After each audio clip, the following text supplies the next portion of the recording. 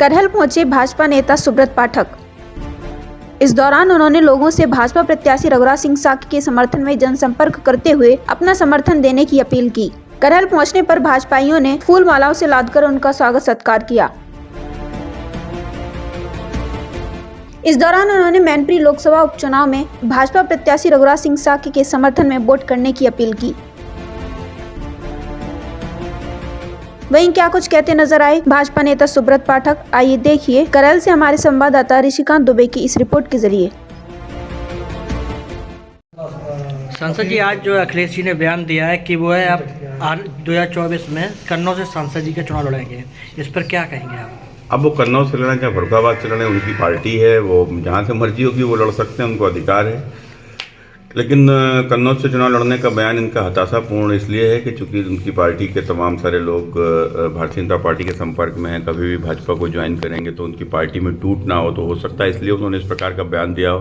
लेकिन जो भी है उनका स्वागत है। और आज जब वो कह रहे हैं कि कन्नौज से लड़ेंगे, यही 24 के बाद कहेंगे कि ईवीएम हैक हो गई, भाजपा ने बेईमानी करा दी। समाजवादी पार्टी के संस्थापक नेताजी मुलायम सिंह जी के निधन के कारण से यहाँ के ऊपर चुनाव हो रहा है।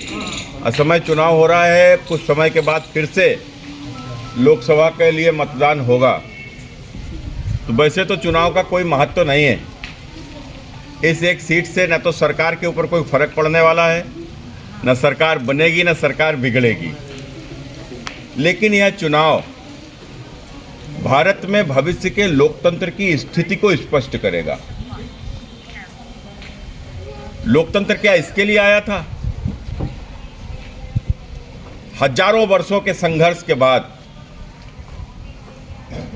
लाखों करोड़ों कुर्बानियों के बाद कितने लोगों ने प्राणों का बलिदान किया, तो ये लोकतंत्र आया। हमें अपने राजा चुनने का अधिकार मिला। न तो राजा हमेशा रानी के पेट से पैदा होता था। योग्य हो अयोग्य हो, न्याय करे या अन्याय करे, राजा वही रहेगा जो रानी के पेट से पैदा होगा। लेकिन वह स्थिति बदली 1947 में, जब एक आम आदमी का भी बेटा इस देश का प्रधानमंत्री बन सकता है। और न तो बताइए, यदि लोकतंत्र नहीं होता तो कभी एक गरीब किसान का बेटा मुलायम सिंह नेता हो सकता था? यदि लोकतंत्र नहीं होता तो कभी गरीब की बेटी मायावती क्या इतनी बड़ी नेता हो सकती थी? और लोकतंत्र नहीं होता तो चाय बेचने वाले का तो बेटा प्रधानमंत्री नहीं होता। तो लोकतंत्र का यह अधिकार हमें मिला है। लेकिन इस लोकतंत्र के इस अधिकार को किस प्रकार से परिवर्तन करके फिर से राजतंत्र में बदलने की ये लगातार कुत्सित प्रयास होता है। और यह प्रयास इस देश में गांधी परिवार के कारण से शुरू हुआ और धीरे धीरे यह क्षेत्रीय दलों तक यह पहुंच गया है। कुल मिलाकर समाजवाद के नाम पर खड़ी हुई पार्टी समाजवादी पार्टी, और जब उसका विस्तार हुआ तो हो गई जातिवादी। माने जाति के अलावा फिर कुछ दिखा नहीं।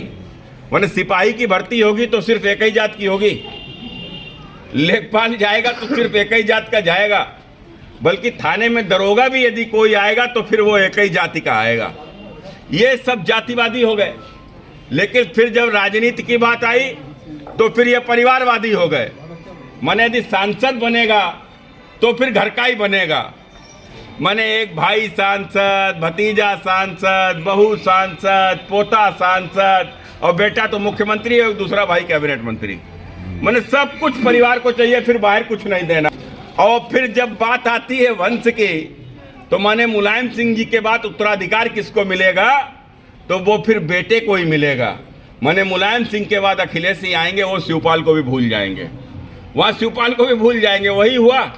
आज मैनपुरी के उपचुनाव में नेताजी के जाने के बाद बड़ी चर्चा थी कि तेज प्रताप को टिकट मिलेगी, तेज प्रताप को टिकट मिलेगी, तेज प्रताप को टिकट मिलेगी। और फिर तेज प्रताप को भी टिकट नहीं दी। टिकट किसको दे दी?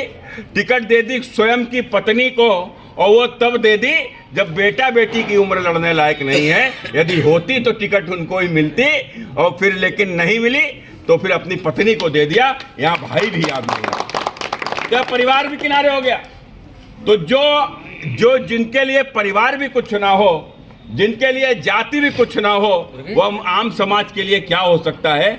इसलिए मैं आप सबसे अपील करने के लिए आया हूँ कि मैनपुरी का चुनाव मुझे आज भी ध्यान में आता है। सन 2014 का चुनाव, यहाँ उपचुनाव में मैं आया था, समाजवादी पार्टी की सरकार थी, और किस प्रकार का उनका उत्पीड़न रहा होगा कि जो लोगों के अंदर यहाँ के ऊपर एक भय था, एक डर था, और डर हम लोगों ने भी देखा था।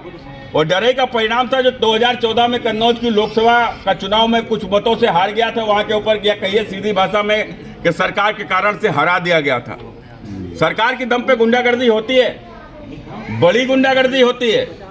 गुंडागर्दी हुई, हमने भी देखी और आपने भी देखी किस प्रकार की गुंडागर्दी सरकार की ताकत पर हुआ करती थी।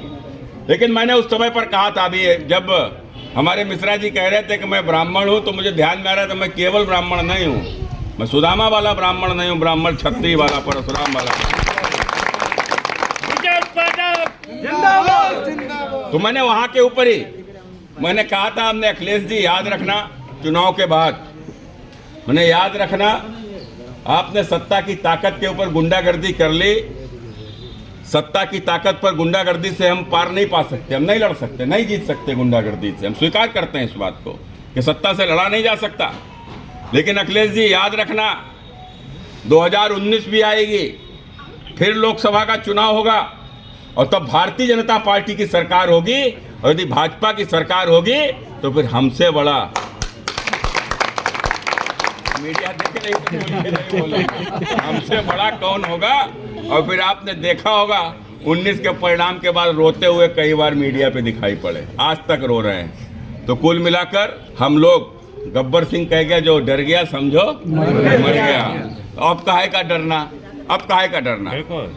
उत्तर प्रदेश में कोई मुख्तार अंसारी से बड़ा गुंडा हो ही नहीं सकता, और उसकी क्या दशा योगी जी ने की है कि उसकी पीढ़ियां याद रखेंगी, पीढ़ियां।